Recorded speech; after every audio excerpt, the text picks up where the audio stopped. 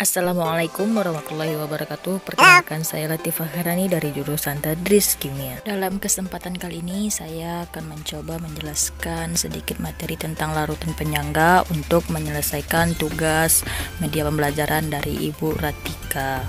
Nah, kali ini ada menu home larutan penyangga. Langsung saja kita klik capaian kurikulumnya. Kemudian langsung saja kita pilih tujuan. Nah, untuk mengetahui tujuan pembelajaran dari larutan penyangga ini, ada tujuan pembelajaran yang harus dicantumkan. Yang pertama yaitu siswa dapat menuliskan pengertian larutan penyangga. Nah, tujuan pembelajaran kali ini yaitu kita membahas seputaran tentang larutan penyangga sehingga siswa dapat memahami larutan penyangga itu dengan baik dan benar. Nah, itu dia adalah tujuan dari pembelajaran dari larutan penyangga. Kemudian kita ambil dari kompetensi inti. Nah, selain tujuan yang harus kita ketahui, kita harus mengetahui juga apa dari kompetensi inti yang harus dilakukan siswa, yang harus mencakup pekerjaan semua siswa nantinya. Nah, adapun kompetensi inti untuk larutan penyangga yaitu memahami, menerapkan, dan menjelaskan pengetahuan faktual, konseptual, prosedural, dan metakognitif. Nah, ini banyak kali nih. Kemudian ada lagi mencoba mengolah. Nah, di kompetisi inti ini adalah semua yang mencakup kegiatan siswa. Selanjutnya kita kembali ke home. Kemudian yang akan kita ketahui kali ini yaitu kompetensi dasarnya. Nah, untuk kompetensi dasar ini kita dapat mengetahui pandangan umum dari materi yang akan kita kerjakan nanti. Nah, di sini kompetensi dasarnya itu menjelaskan prinsip kerja, perhitungan pH, dan peran larutan penyangga dalam tubuh makhluk hidup. Yang kedua, membuat larutan penyangga dengan larutan pH. Nah, kembali kita ke home. Lanjut, kita langsung masuk ke materi untuk di larutan penyangga kali ini. Nah, di materi larutan penyangga yang pertama sekali kita harus mengetahui apa sih larutan penyangga. Soalnya dari tadi bahasan larutan penyangga aja tanpa tahu apa arti dari materi larutan penyangga tersebut. Nah, larutan penyangga adalah larutan yang dapat mempertahankan nilai pH bila ditambahkan sedikit asam atau basa. Nah, seperti ini penjelasan yang tadi tuh gambarannya. Ketika asam atau basa itu masuk ke dalam satu larutan, nilai pH-nya itu akan selalu tetap. Nah, tidak akan berubah, selalu dipertahankannya.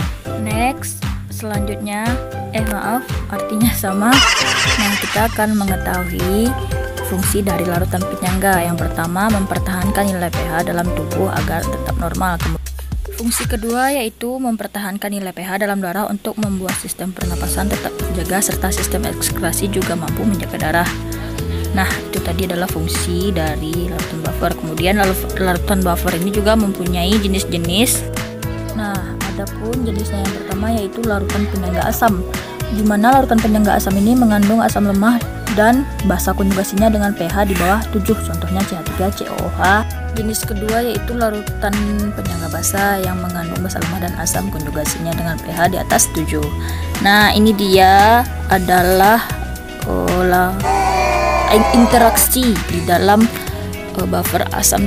Nah, ini kita ambil salah satu contoh yaitu dari buffer asam. Kita bisa lihat CH3COOH dan CH3COO- berinteraksi di dalam larutan tersebut. Nah, di slide ini kita akan tahu bagaimana interaksi di dalam buffer asam itu terjadi. Nah, ini ada pipet tetes yang meneteskan sedikit basa yaitu yaitu OH-nya diteteskan beberapa tetes ya. Nah, inilah interaksinya.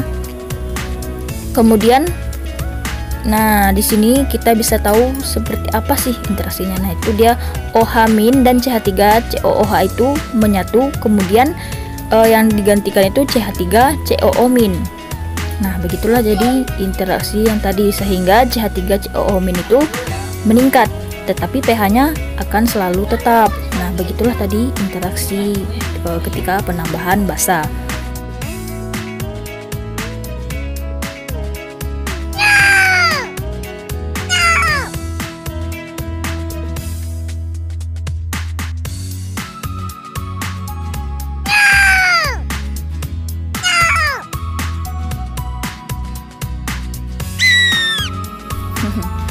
itulah ekspresi Cikmang yang tidak mau mengetahui rumus dari larutan penyangga ini. Nah, ini dia untuk mengetahui larutan pH penyangga kita bergantung kepada Ka-nya atau Kb, yaitu asam lemah dan basa lemah. Kemudian bergantung pula pada perbandingan konsentrasi asam dengan konsentrasi basa konjugasi atau sebaliknya. Nah, ini dia untuk rumus dari larutan penyangga asam, di mana yang pertama kita harus mencari H+, di mana H+ itu rumusnya Ka dikali A per G. Nah, kita harus mencari, setelah itu kita bisa langsung mencari pH-nya, di mana min log kali H+.